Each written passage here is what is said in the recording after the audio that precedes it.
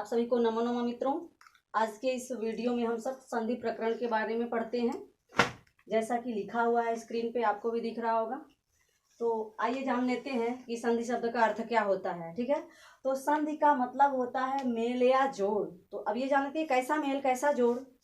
तो जब वर्णों का मेल होता है, ठीक है ना, दो वर्णों के मेल को जो है संधि कहते हैं। जो वर्ण आपस में जब मिलेंगे तो उन वर्णों के मेल को ही संधि कहते हैं। संधि शब्द में सम उपसर्ग पूर्वक धा धातु की प्रत्यय लगने से संधि शब्द बनता है और ये शब्द नित्य रूप से पुल्लिंग में रहता है। संधि शब्द में ये नहीं कहना चाहिए कि संधि हुई है, हमेशा ये होता है कि संधि हुआ है। ठीक है, आइए जान लेते हैं संधि के प्रकार। संधि के प्रकार में जो है स्वर संधि, व्यंजन संधि और विसर्ग संधि। ठीक है ना, तीन प्रकार होते हैं। और स्वर संधि जैसा कि आपको स्क्रीन पे लिखा हुआ दिख रहा होगा, तो इसका नाम एक अच भी लिखा हुआ है, क्योंकि अच प्रत्याहार के अंतर्गत आपके सभी व्यंजन, सभी स्वर वर्ण आ जाते हैं, अतः स्वर को अच के भी नाम से। अब आइए देख लेते हैं व्यंजन संधि। ठीक है ना, व्यंजन संधि यहाँ भी आपको हल लिखा हुआ दिख रहा होगा, तो हल प्रत्याहार के अंतर्गत सभी आपके व्यंजन आ जाते हैं। ठीक है ना, इसीलिए व्यंजन का एक नाम हल संधि भी है। इसे व्यंजन संधि भी कह सकते हैं, हल संधि भी कह सकते हैं, जैसी आपकी इच्छा हो, इस पर कोई पाबंदी नहीं है। आगे देखते हैं विसर्ग संधि। ठीक है ना, अब आइए क्रमशः जान लेते हैं कि स्वर संधि, व्यंजन और विसर्ग संधि कहते किसको हैं। ठीक है ना, तो जब स्वरों का स्वरों से मेल होता है तो स्वर संधि, व्यंजन का स्वर और व्यंजन से मेल होता है, या तो स्वर हो या तो व्यंजन हो। ठीक है ना, या तो व्यंजन ही व्यंजन होते हैं, तो जो नया वर्ण उत्पन्न होता है उसे व्यंजन संधि कहते हैं। ठीक है ना, इसके बाद जान लेते हैं विसर्ग।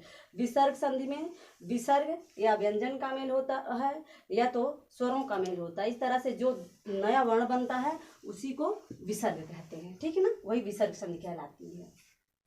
आइए हम देखते हैं अब स्वर संधि के प्रकार में।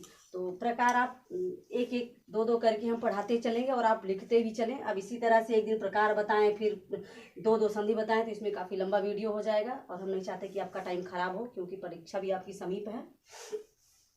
स्वर संधि, स्वर संधि में दीर्घ स्वर संधि, दीर्घ स्वर संधि। ठीक है ना, और इसका सूत्र है अकः सवर्णे दीर्घः।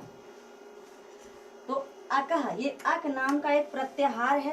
ठीक है ना, अकः सवर्णे दीर्घः। ठीक है ना, अक, ये अकः शब्द है, इसमें जो है षष्ठी विभक्ति है, और सवर्णे ये सप्तम्यंत पद है, और दीर्घः ये प्रथमांत पद है। ठीक है ना, आदेश हमेशा प्रथमा में होता है, और इसका मतलब ही हम समझ लेते हैं, क्योंकि संस्कृत में जो है प्रायः सारे अर्थ जो है सूत्रों में ही निहित होते हैं। अगर आप सूत्रों का अर्थ समझ लेते हैं तो हमारे ख्याल से आपको बहुत लंबी चौड़ी व्याख्या नहीं पढ़नी पड़ेगी। ठीक है ना, तो आइए जान लेते हैं अकः सवर्णे दीर्घः। माने अकः माने अक, अक नाम का जो प्रत्याहार है, अक प्रत्याहार, आ में जो आ ई उ री और ली। ठीक है ना, तो यहाँ ध्यान रखना कि हम री नहीं लिखे हैं, क्योंकि री का दीर्घ नहीं होता, जब दीर्घ होता ही नहीं है। और यहाँ लिखा भी है कि स्वर आने, समान स्वर आने पर दीर्घ हो जाता है। जब दीर्घ जिसका होता नहीं उसको कहाँ से जबरदस्ती बना देंगे जी, ऐसे कैसे होता है। तो री हमने नहीं लिखा है। ठीक है ना, यहाँ आ ई उ और री है। तो अक प्रत्याहार के बाद सवर्णे माने फिर से वही वर्ण आ जाए। जैसे आ आया, आ के बाद फिर से आ गया, तो क्या उसको आदेश हो जाए दीर्घ। ठीक है ना, दीर्घ का मतलब बड़ा आ। ठीक, आइए उदाहरण के माध्यम से भी हम आपको जान लेते हैं। जैसे मान लीजिए ये आ लिखा हुआ है और इसके बाद फिर से आ गया, तो हमें क्या मिलेगा। ठीक है ना, ये दीर्घ आदेश हो गया। अब मान लीजिए ये दीर्घ है, ये ह्रस्व है, तो भी हमें यही मिलेगा। अगर ये दीर्घ है, ये दीर्घ है, तो भी हमें यही मिलेगा। ठीक है ना, बस हमें यही समझना है। इसी तरह से हम जो है ई में भी समझ लेते हैं। ठीक है ना, ई के बाद ई है तो हमें क्या मिलेगा, बड़ी ई।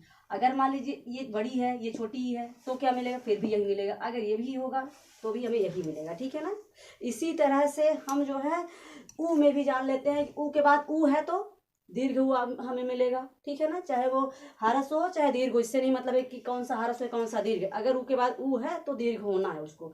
इसी तरह से री में भी होता है कि यदि ह्रस्व री है और बाद में भी ह्रस्व है तो उसको दीर्घ हो जाता है।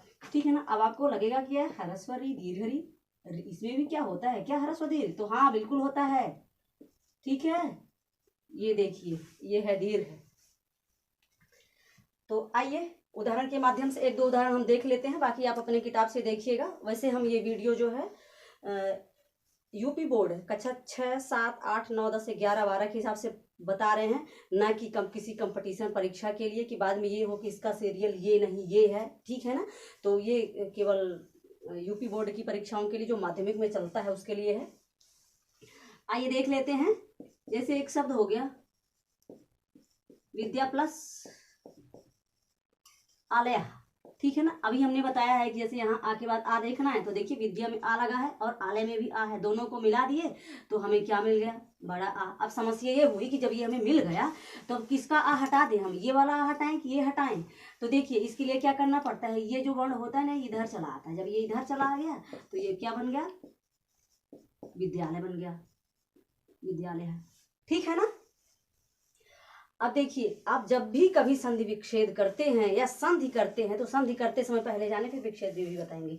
तो जैसे ये प्लस का चिन्ह लगा हुआ है, तो इस जो दया है इसमें कौन सी मात्रा लगी, इसमें सिर्फ हमें स्वर में, अभी हम जो पढ़ा रहे हैं तो स्वर में ही ध्यान देना, सिर्फ हमें मात्रा देखना। तो इसमें दया कहें तो आ निकल रहा है, आलय कहते हैं तो इसमें भी आ निकल रहा है, मतलब दोनों में आ ही लगा हुआ है, इसका मतलब हमारे दीर्घ संधि होगी, ठीक है ना। इसी तरह से एक ई का भी देख लेते हैं। जैसे हो गया नदी प्लस ईशा, ठीक है ना। तो देखिए सेम प्रक्रिया वही होगी, नदी में भी बड़ी ई की मात्रा है, दी में बड़ी की मात्रा और ईशा में भी ई है, तो दोनों को मिला दिए तो क्या हो गया, बड़ी ई। तो आपको लगेगा कि ये बड़ी तो इसमें पहले से ही था, अब ऐसे कैसे कर देंगे, तो कोई नहीं, वो दीर्घ है तो दीर्घ कोई बात नहीं, अगर ह्रस्व है तो दीर्घ कर देंगे, ठीक है ना। तो ये मात्रा इधर आ जाएगी, तो नदीशा, ठीक है ना। इसी तरह से ऊ में भी देख लेते हैं। जैसे वधु प्लस उत्सव,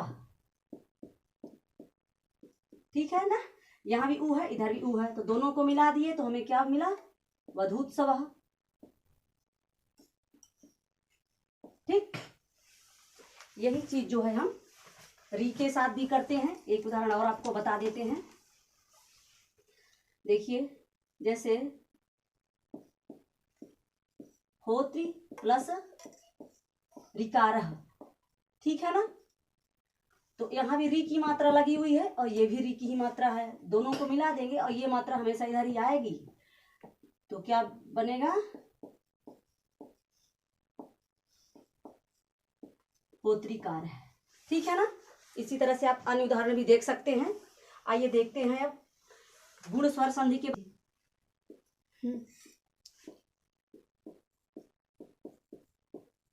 संधि, ठीक है ना। आइए दूसरे नंबर पे हम पढ़ते हैं गुण स्वर संधि। इसका सूत्र है आद गुण, ठीक है ना। तो अब इसका देखते हैं, इसमें भी यही नियम है कि ह्रस्व या दीर्घ, ठीक है ना, ह्रस्व हो या दीर्घ हो, आ ई उ री ली, ठीक है ना, के बाद अभी तक आपने पढ़ा कि समान वर्ण आएंगे, यानी आ के बाद आ है, ई के बाद ई, उ के बाद उ, री के बाद री, लेकिन अब यहाँ ऐसी कोई प्रक्रिया नहीं है। अब है कि ह्रस्व या दीर्घ, आ ई उ री री, चाहे ये आ जाए चाहे ये आ जाए, ऐसे भी हो सकता है ऐसे भी, ठीक है ना, इनमें से कोई आ सकता, चाहे ये आए चाहे ये आए, ठीक है ना। लिखा है ह्रस्व या दीर्घ, तो ये ह्रस्व हो गया ये दीर्घ हो गया, ठीक है ना। इसके बाद कोई असमान स्वर आए तो, ठीक है ना, वहां पे गुण आदेश होता है, लिखा है ना आद गुण, तो किसको गुण हो जाए, आद।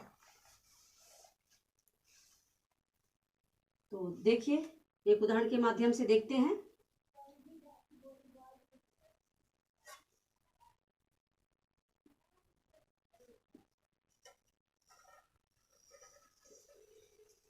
जैसे हो गया रमा प्लस ईसा, ठीक है ना।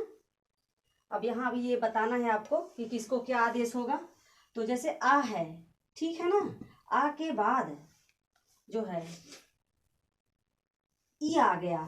ठीक, तो ये है कि आ ई उ री के बाद, तो आ के बाद कोई असमान आ जाए, ई के बाद फिर कोई असमान आ जाए, उ के बाद फिर से ऊ ना आके कोई और स्वर वर्ण आ जाए, री के बाद कोई और आ जाए, री के बाद भी कोई और, मतलब कोई वही वर्ण दोबारा ना आए। तो देखिए जैसे यहाँ क्या लिखा है, रमा के माँ में बड़ा आ की मात्रा लगी हुई है, और यहाँ जो है ईसा में बड़ी ई लगी है, और यहाँ हमने कहा भी है कि ह्रस्व आ ई उ के बाद कोई आए तो देखिए आ के बाद जब ई आता है, ठीक है ना, तो ये किस में परिवर्तित होता है, ए में बदल जाता है। तो यहाँ क्या हो जाएगा, रमेश। ठीक है ना, आप ऐसे भी कह सकते हो कि ए ओ अर और अल हो जाता है। जैसे आ के बाद एक बार यहाँ लिख दे रहे हैं हम, आ के बाद आ प्लस ई, ठीक, तो यहाँ बनेगा ए। आ के बाद अगर उ आया तो ओ बन गया। यहाँ दीर्घ भी हो सकता है, इससे नहीं मतलब है कि क्या बताएं, हमने ह्रस्व लिख दिया, आपने कुछ और लिखा है ओ, ठीक है ना। अब ये है री, री के बाद मान लीजिए नहीं, जैसे आ है, ठीक है ना, आ है, आ के बाद री आए, ठीक है ना, इसको आदेश होता है अर। ठीक, और मान लीजिए यही आ है, इसके बाद जो है री आए तो उसको जो है अल आदेश हो जाता है। ठीक है, यहाँ हमने बताया रमाधन ईसा रमेशा। आप इसी तरह से अन्य वर्णों को भी ले सकते हो, जैसे आ ई मिला है तो रमेशा हो गया, और नया शब्द बनाए तो रमेशा, गणेशा, सुरेशा, रावेंद्र, सुरेंद्र है, ठीक है ना, गजेंद्र है। ध्यान रहे कि ए की मात्रा होनी चाहिए।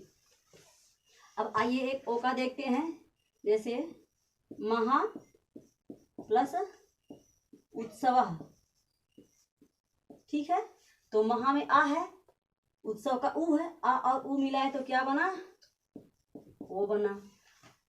जब इन दोनों को मिलाए, दोनों स्वरों को, तो ओ हो गया। अब ये कैसे हो गया, महोत्सव, ठीक है ना, महोत्सव। हमने बताया था कि ये मात्रा इधर आ जाती है, अभी बता चुके हैं हम संधि में। इसी तरह से आप री का भी देख सकते हैं, जैसे महा प्लस ऋषि, ठीक है ना, तो ये किस में बदल गया, महर्षि, ठीक है। आर की ध्वनि आ रही है, अरसी, महर्षि, ठीक। अब देखते हैं तब प्लस ऋकार है, ठीक है, तो क्या बनेगा, तावल लकार है, वा के बाद री है तो ये अल में बदल जाएगा, तो हो जाएगा तावल लकार, ठीक है, समझ में आ रहा है। ठीक है मित्रों, आज के वीडियो में सिर्फ इतना ही, और यदि हमारा चैनल आपको पसंद आया हो तो इसको सब्सक्राइब कीजिए, लाइक कीजिए, और अपने मित्रों को भी शेयर कीजिए। अधिक से अधिकम फलम, और व्यय कृते वर्धते हो विद्या। जितना आप विद्या को खर्च करेंगे, आपकी विद्या उतना ही बढ़ेगी। धन को जितना ही खर्च करेंगे वो समाप्त होता जाएगा। इन्हीं शब्दों के साथ अपनी वाणी को विराम देते हैं। आप सभी का जुड़ने के लिए धन्यवाद। अंत तक हमारे वीडियो में बने रहे आप लोग।